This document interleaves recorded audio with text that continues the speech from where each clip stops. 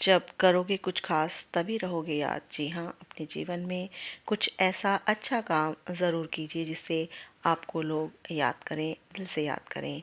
मैं हूँ शालिनी और आप देख रहे हैं अनटोल्ड पोएट्री एंड स्टोरीज़। सुबह सुबह आयुष के घर की बेल बजी। उसने दरवाज़ा खोला, देखा एक आदमी दरवाजे पर था। उसने पूछा, आप कौन हैं? वह बोला, मैं वो हूँ जिसने तुम्हें ये घर दिया है।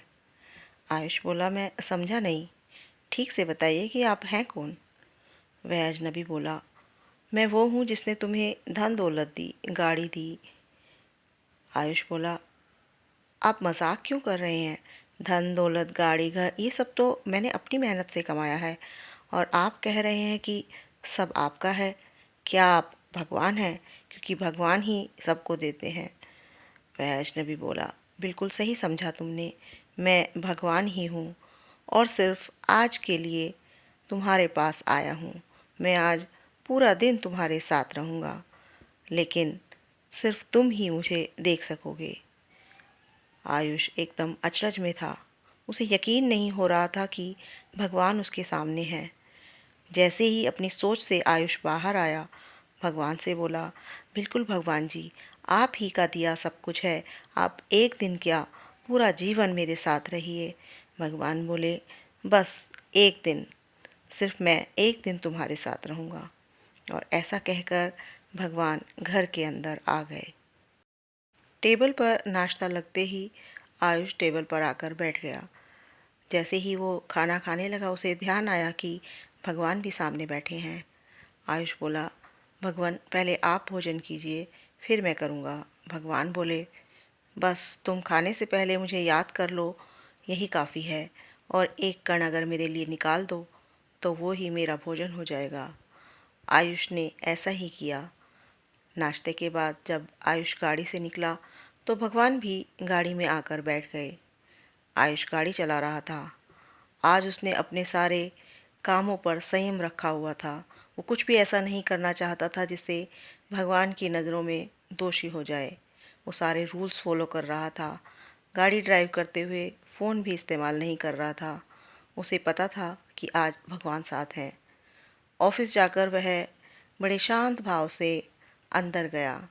जब अपने छोटे कलीग्स पर या किसी पर भी वो चिल्ला जाता था, झुंझला जाता था, गुस्सा होता था, आज किसी पर भी ऐसा उसने नहीं किया।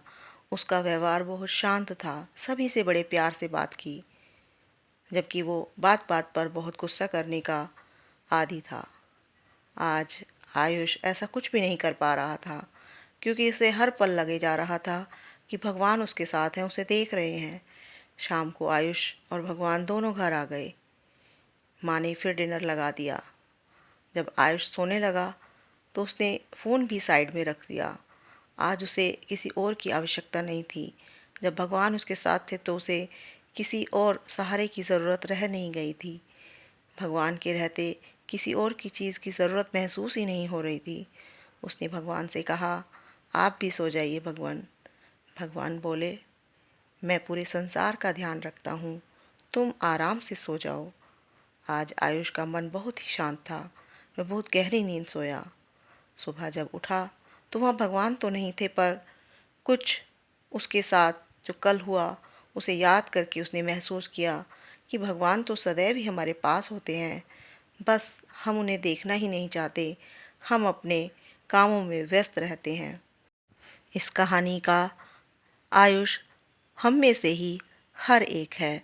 उस ईश्वर को अपने आसपास अगर हम महसूस करेंगे तो जीवन कुछ और ही हो जाएगा। लोगों के प्रति दया भाव स्वयं ही हमारे अंदर आ जाएगा। हमारी बुराइयां, हमारे काम, क्रोध, लोभ, मोह सब दूर हो जाएगा। ईश्वर को बाहर नहीं, अपने अंदर महसूस कीजिए। ईश्वर की नज़र हर समय हम पर रहती है, यह हमेशा याद रखिए। हमें अच्छा काम करना है, बुरे काम से बचना है। अगर चैनल पर नए हैं तो चैनल को सब्सक्राइब कर लीजिए। मिलते हैं ऐसी ही एक दूसरी कहानी के साथ जल्दी ही। तब तक अपना ध्यान रखिए।